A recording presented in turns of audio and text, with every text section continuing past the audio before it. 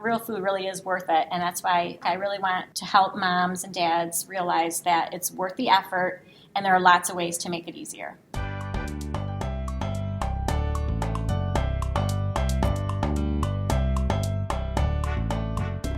Welcome to the Wise Traditions Podcast, sponsored by the Weston A. Price Foundation for Wise Traditions in Food, Farming, and the Healing Arts. We are your source for scientific knowledge and traditional wisdom to help you achieve optimal health.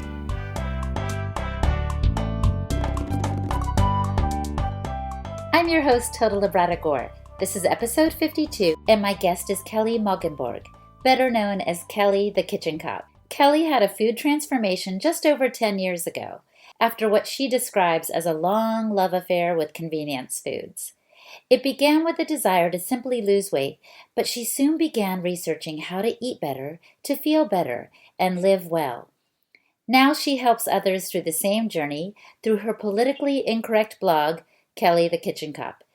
In today's interview, you'll hear where she came up with that name for her blog, but more importantly, you'll learn how to save money and time in preparing real food for your family and how to help your children fall in love with real food. I got to know Kelly during this interview, which was recorded in person at the Wise Traditions Conference in Montgomery, Alabama, just a couple of weeks ago. Before we get into it, we want to thank our sponsors who help keep the show on the air. Listeners like you. Guess what? We just launched a Patreon site.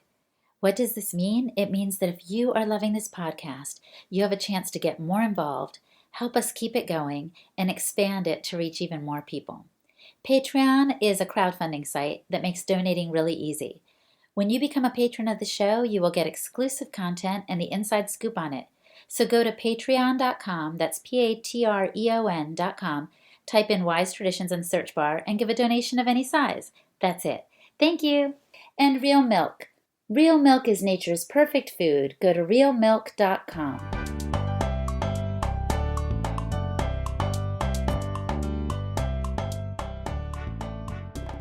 Welcome to Wise Traditions, Kelly. Thanks for having me. Now, I understand you had a 2-year-old who was really a terrible 2. Tell us about it. Well, when he was 2 and 3, we went through a pretty nightmarish time with him.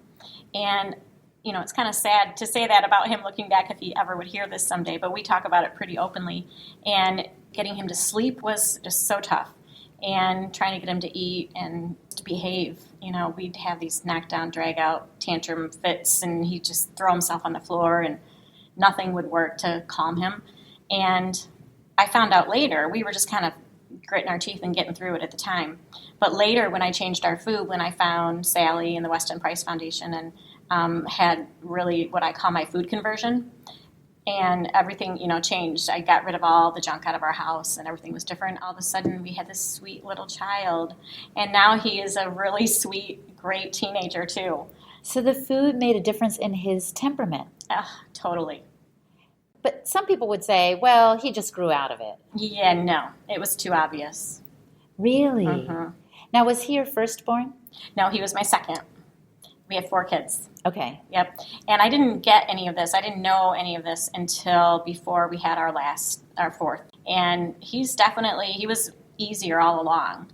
All of our kids were pretty, you know, once we got through that stage with our second born, they were pretty good babies and overall pretty good kids, but he wins the prize. I always tell everybody that our 4th wins the prize because, you know, he's the one that had the cod liver oil when he was a baby, and I didn't give him the rice cereal, and I just knew better by the time I had him.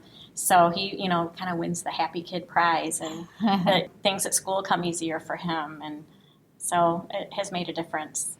So what was it that made you turn and have your conversion, so to speak? Well, I had been doing the South Beach diet because back then I thought that I needed to lose weight, and so I was telling a friend about it who was a local chapter leader.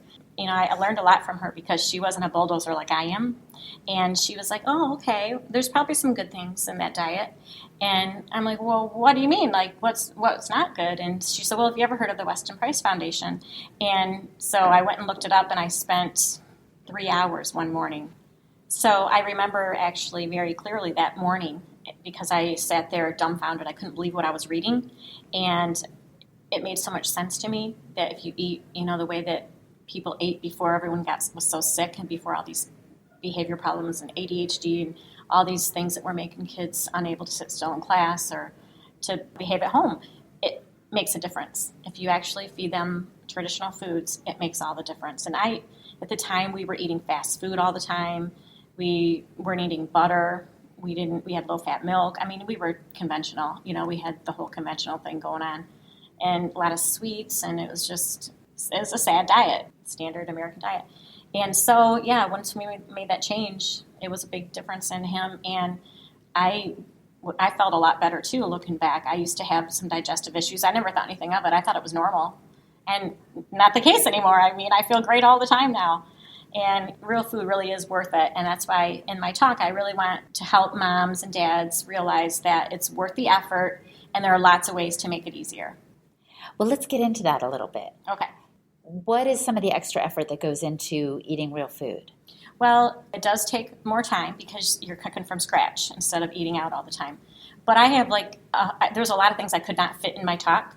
So I made some free printables, and I showed people how they can access it. I have to hand out after my talk, but I'm going to let people get these printables online because I couldn't get it all in. And there's a lot of tips on there as far as how to save time and how to save money, because those are usually the two biggest obstacles for people. You can't get your kids on real food if you can't afford it or you don't have the time to make it. So that was something I really wanted to help people with.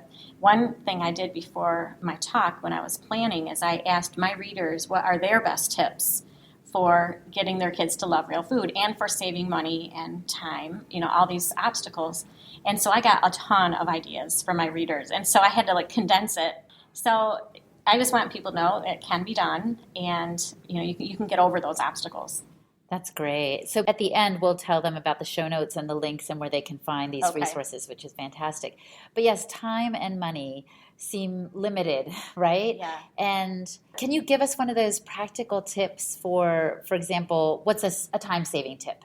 My best time-saving tip is to just keep everything on hand for a lot of what I call fast food meals at home. Mm-hmm. And that's actually another free printable that I also am offering is a whole list of fast food at home meals. Like those meals that you go, oh crap, it's 4:00 and I forgot to figure out what's for dinner. Uh-huh. And so there's a whole bunch of ideas, and you can, there's a lot of times that in the past I would have been like, oh, forget it. We're just going to go get Taco Bell, which is scary, to Yes. think about. But now I'm like, how fast is it to pull together tacos? Pretty darn fast, especially now that I have my pressure cooker, one of my favorite gadgets. You can easily get your meat cooked too if you don't have any in the freezer that's already cooked or whatever. But yeah, so that's probably my biggest time saver idea is just don't feel like you have to make everything elaborate. You can just pull together. Sometimes we'll just have grilled cheese for dinner and some fresh fruit and maybe veggies and homemade ranch. It doesn't have to be elaborate or super time consuming. You just got to get them fed, and you want to get some nutrients in them. Totally. Now, what about a money-saving tip? My best money-saving tip is to utilize the local chapter, because you can ask them where the deals are. Like if you don't have, I have a lot of great friends now that we share ideas with each other, and sometimes I'll also talk to my friends at the chapter. But if you don't have any friends, like when I first started this, I didn't know hardly anybody that ate like I did. And now there's tons of us. The movement has grown and it's awesome. But back then I didn't, so I would reach out to my chapter and ask them, where do I get this and what farm should I get my eggs from? And you can find out where you can get the best deal on eggs, and you can find out where you can get meat in bulk and who has a CSA that's affordable. And there's a lot of good information from these wise people. Yeah, when you said in bulk, I was just picturing one of those big box stores, and it seems like people think they have to buy, huge quantities of crackers or cookies for their kids' lunches, but there is a way to get around the processed food train and still nourish your family that can save you money and time. Right. I do like to use places like Costco, though, for some things. Like they have maybe organic ketchup or something like that. You can find good deals there. Also, like pastured butter, I get that by almost the truckload from there, and I get lots of looks. They're like, whoa, you're going to eat all that butter? And I'm like, yeah, in maybe a month. It's not going to last long. But there are some good deals you can get at some of those places, too. And that's another thing you can ask other people, like, what stores do you buy this or that at? And, who has the best deals on that? So just utilize your good friends and ask lots of questions. So your family underwent a transformation. Your kids benefited. You benefited. What made you realize, gosh, I want to get this out to more people? Well, I am just that kind of person. Like if I know something is so helpful, I can't keep it inside. That kind of comes back to bite me sometimes because I am kind of a bulldozer at times, and I just don't understand why someone would not want, to utilize this information. Like, come on, this is life-changing. And so at the time, I felt like I was repeating myself over and over to all my friends and telling them the same stories. You wouldn't believe what I'm learning, And so that's when another friend suggested I start a blog. So that was in late 2007. And where'd you come up with the name Kelly the Kitchen Kop? Well, I knew it needed to be something kind of different. I didn't want it to just be something boring that everyone would forget. And so I had a list of ideas, and I talked to my friend Lynn about it, and I just said, I was thinking about this one, but it's kind of stupid. She's like, yeah, it is, but people will remember it. So you might as well just go with it. So, and it kind of fits my personality too, because when I go to other people's homes, I've gotten a lot better now about sort of tempering myself a little bit. But in the beginning, I would go, ugh, are you kidding me? You have low-fat milk? Why? Why would you do that? Now I've learned to keep my mouth shut, but, sort of like I'm policing the area or whatever. But, it is kind of rude, and I wouldn't do that with just anybody. Like, it would be close friends. And then sometimes they would ask questions, and it would, help them, to realize the difference that food can make. Yeah, and the truth is people are doing that because that's what they've been told to do. Go low fat. Yeah, that's what I did. That's what I thought was right, because they filled our brains with all this stupid information that, made so many people sick. And it's heartbreaking, really. I come from a family that really struggles with diabetes and weight issues, and it makes me sad that I look back and I think it's really not their fault. They're really victims of what we were told was healthy for years. It just breaks my heart.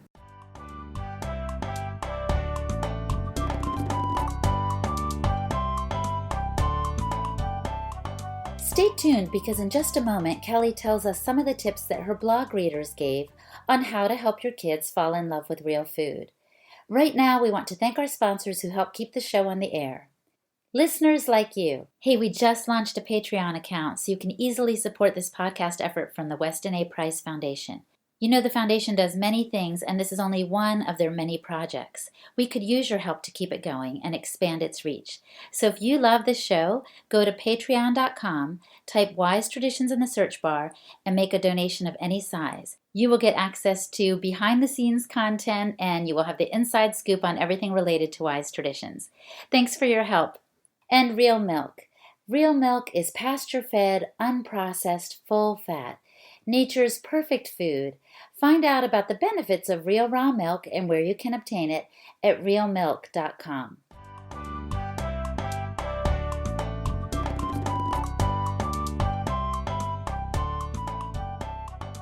So you were saying earlier that you canvassed your readers to find out what tips are they applying to help their kids love real food. What were some of the things they had to say? Well, I learned a lot from them, and a few of the things that they shared I didn't necessarily agree with, and then they had some really awesome ones too.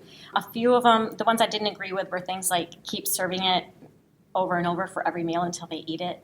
And I just didn't feel comfortable with that because I don't think that that's going to develop a healthy relationship with food. Mm-hmm. And some people said they offer bribes. And while I don't think that's especially the best way to handle it, I may have been guilty of that a time or two. Because, as moms, we spend this time and this money on this food that we know is so good for them and so nutrient dense. And you get it all ready, and then they won't eat it. And it's just so heartbreaking. You're like, oh, it's so good. Yes. You got to have some of this. And so I have been known to maybe do a little bribe to get them, to try it or whatever. But I really try to keep it low key. Like you could play this video game or you can watch this movie if you finish this. Or we'll make homemade ice cream later or something like that. Mm-hmm. Other people say we tell the kids eat it or go hungry because missing one meal never hurt anyone. And again, I don't know how I feel about that one. It just probably depends on the situation and on the kid.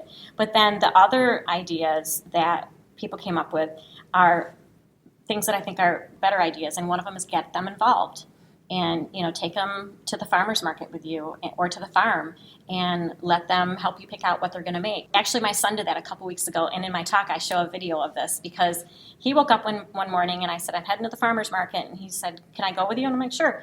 And he's one that he's a big talker about the stuff he doesn't like, but then he ends up trying it and loving it. And so he goes through these streaks where I don't like eggs. Okay, whatever. So I don't make a big deal of it. But we're at the farmer's market, and he said, hey, why don't we get this and that? He's picking all these vegetables, and I'll make a little egg saute. I said, okay, great. I'm thinking, yeah, for the kid who doesn't like eggs, whatever. And so we went home, and he helped me chop all these veggies up, and he cooked it himself. I'm right there, obviously. He's 11. Yeah. And, he ate the whole thing. He loved it because he was involved in it. Right. So I think that's a really big part of it. The other thing is I think it's important to have them help you maybe with meal planning and picking out recipes and new things to try. And so they know that their tastes and their opinions are important too. So those are just a few of what I think are some good ideas. And there's also, I'm actually teaching a cooking class soon. Oh. Just for some of my kids' friends. Yeah. And I'm doing it with another friend of mine. And it's just kind of to get these kids excited about being in the kitchen and how easy it is to swap out good ingredients for bad ingredients. And actually, my book, the whole first chapter of my book, is about that, how you can swap out the good stuff for the bad stuff. Oh. Because that's a big part, really, of this whole journey, is that all you have to do is, make your ingredients better and just make the stuff you've always made that your kids are already familiar with, just make better versions. For example, I love hamburger. My family loves hamburgers. Well, we're not going to the fast food restaurant for those. We're using our meat from the farm that's hormone and antibiotic free, and it's fantastic. Like everything else pales in comparison. Yeah, it tastes so much better. That's the thing. I think that once your family's palates come around, sometimes it takes a little bit of time because I think your palate is so screwed up sometimes when you're eating the SAD diet for years. It takes a little bit to come around, especially with something like fermented foods that might have to develop their palate. My kids will eat that stuff now, but they wouldn't in the beginning. But yeah, once you get them to come around, and you can just swap things out, and it's better. Real food does taste so much better. So what are some challenges that you face, though, as you try to transition? I'm thinking back to Caden, your 2-year-old, and then how you moved slowly toward real food. Were there times when he just dug his heels in and was like, I'm not going to eat that? Yeah, well, as he grew, that's when I was sort of learning how to do all this, and there was a lot of trial and error. That's another reason I was excited to, do my blog, because I feel like, I've kind of gone through all this trial and error, and now I have these recipes that are tried and true, that kids love. So in the early stages, all the kids struggled at times because I'm, trying to figure out how to make 100% whole wheat fermented loaf of bread and couldn't get that to fly. So then I'd see, okay, if I add a little bit of organic, flour, how much, white flour, a little bit of that, there was lots of bombs, a lot of food bombs in the house. And so it was hard for everybody at first. But my husband said the other day, we were talking about this, and he goes, you really have it down now, though. Everything, you're a really good cook now. And I'm like, thanks. And I have to say, I really kind of am. Like, I know, like, what I'm good at and what works now and what doesn't. And I've kind of, not that I don't still have food flops. That's what I call them on my blog. I'll have, like, pictures of my food flops sometimes. So once in a while, if I try something new, it might not always fly. But for the most part, it's gotten a lot easier. And I feel like I want people to understand that you can get there. It's not going to be tough forever. And it's neat that you're going to teach kids. But I imagine there's some adults who want to learn how to cook better, too, or cook with real food. Right. I've heard, actually, a lot of adults saying that we might do a cooking class for us next. So we might. You never know. But it's a lot of time. I would rather reach thousands of people through my blog and teach them how to cook rather than, do a cooking class for 8 people at my home. I mean, it's kind of fun, so I might do it like once or twice, but I don't see myself really doing that regularly. But who knows? You never know. But one thing I do want people to realize is that you're not going to get kids onto real food and loving real food if it doesn't taste good. I mean, who's going to want to eat food that doesn't taste good? And one of my readers actually said, I thought it was kind of a cute quote, I try really hard not to make gross food. So I think, and Sally has taught us that healthy fats make all the difference. And, not only are they loaded with nutrition, but they make food taste better. They keep you full longer. They make you happier. Yeah, and again, I just always refer my people to my book because it shows you how easily it is to swap out, just make the same things you're already good at making and just swap out the ingredients. That's excellent. So we've been talking a lot about real food. I think people's relationship and perception of food is important. Are there any foods that you consider off limits or forbidden? Well, we started out doing sort of the 80-20 thing around our house, so I didn't stress out so much about any, a little bit of junk my kids might get. It's kind of more 90-10 sometimes, except Halloween, which I can't stand. And you wouldn't believe the candy that my youngest just put down recently. I was so hoping he would get just a little bit sick. just a little. Yes. So I could go, oh, bummer, that's what happens when you do that, But no, he's doing great. But yeah, I think you got to be careful with, so-called forbidden foods, because I had a story from one of my readers who said that when she was little, they weren't allowed to have gum. So her and her sister, if they saw some on the sidewalk, they would pick it up and eat it. Oh, no. I know. So we don't want to push them so far that, I'm not saying let your kids have gum, whatever. It's different for every family, but just be careful of how big a deal you make out of things. Right, that's true. And I love that Sally's often saying with the Wise Traditions diet, nothing is off limits, because what happens is if you make it too restrictive, kids will rebel. Right. Just healthy versions. It's all about healthy versions. And you have to learn, too, as you go along, to develop thick skin. And, there's times that I might have a food flop and, I'm not going to sit down and cry about it. I'm going to be bummed because it's expensive, usually ingredients that are so much better for them. And if it didn't fly, but you just got to let it roll off. Another thing I try to do is keep good notes for what does work. I've done that through the years. So like if family didn't like that meal, you know better than trying it again. And what flopped, what didn't. I try to stay kind of matter of fact about it. Like, oh, this is what we're having. So, I'm really big on not making food a big battle. I agree. The other day I made cheesy scalloped potatoes and ham, which were really good, I might add. I mean, I'm like the sauce queen. I'm really good at making cheese sauces and that kind of stuff for mac and cheese or whatever. And so I had this great flavor. I mean, the ham was great from the farm and everything was so good. And my youngest was like, I don't like that.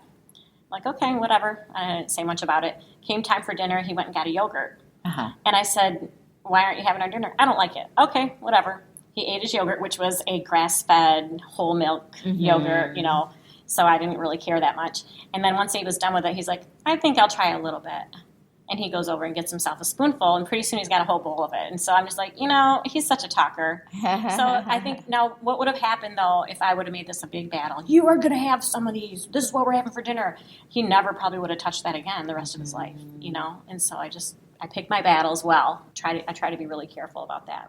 I think that's really important. And then the other really big tip I would say is that you can't have junk in your house, because kids will find every single little scrap of something that you don't want them to have. They'll find it.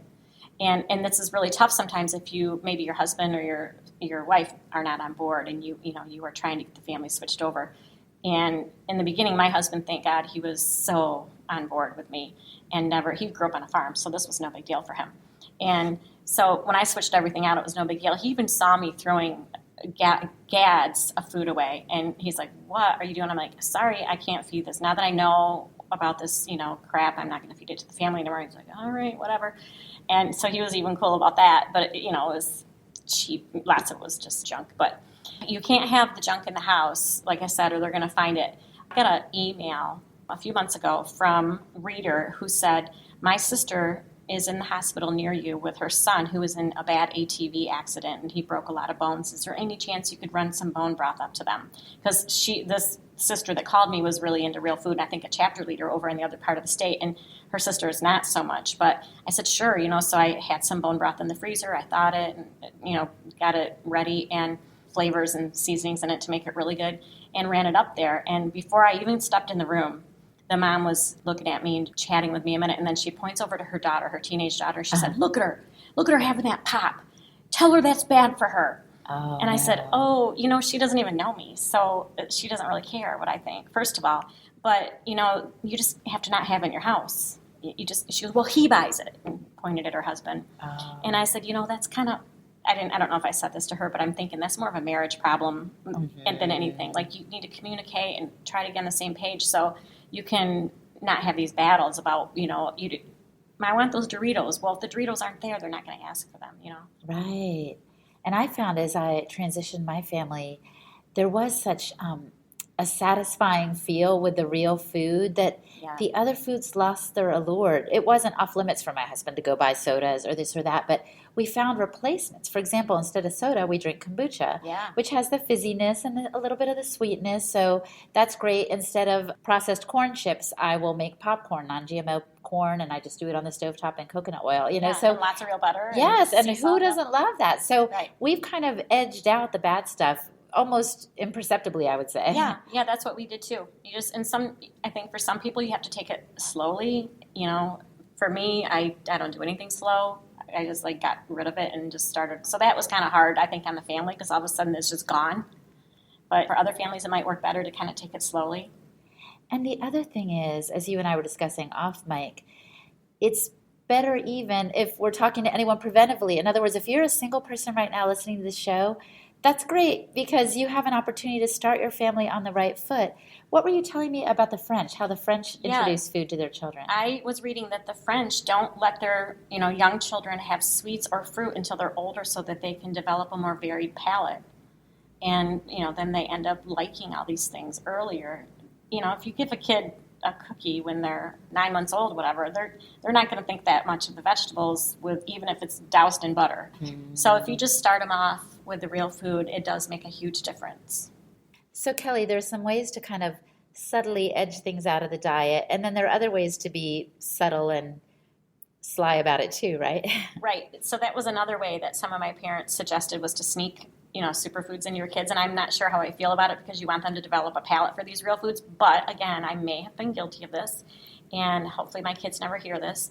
But I have been known to talk to my butcher who has grass-fed meats and stuff, and he will grind up liver, just a small amount in with our other ground beef. Now I can't use that meat for things like hamburgers because it'd be too pronounced, but I do it with like tacos. Or usually like enchiladas, something that's got other strong flavors, or spaghetti sauce or chili. Real easy to get liver in. I'm like, man, yes, it's awesome. I just did that the other day, and not to sneak it, but just to provide it. And I had guests over, and they didn't notice the organ meat and the ground beef and the enchiladas. And it was amazing and more nourishing. Yes. Because liver has more nutrients than ground beef. Yes. The organ meats have more than the muscle meats. It's amazing. It's so fun when you know what you're getting in your kids and they don't have any idea. Well, we're going to wrap up now, Kelly. If the listener could only do one thing to improve their health, what would you suggest? I would say cooking from scratch. You gotta make that switch. And again, it doesn't have to be elaborate, but you have to make it yourself at home. Once in a while, you do the 80-20 thing if you want to eat out somewhere. But for the most part, the bulk of your diet really needs to come from food that you make yourself.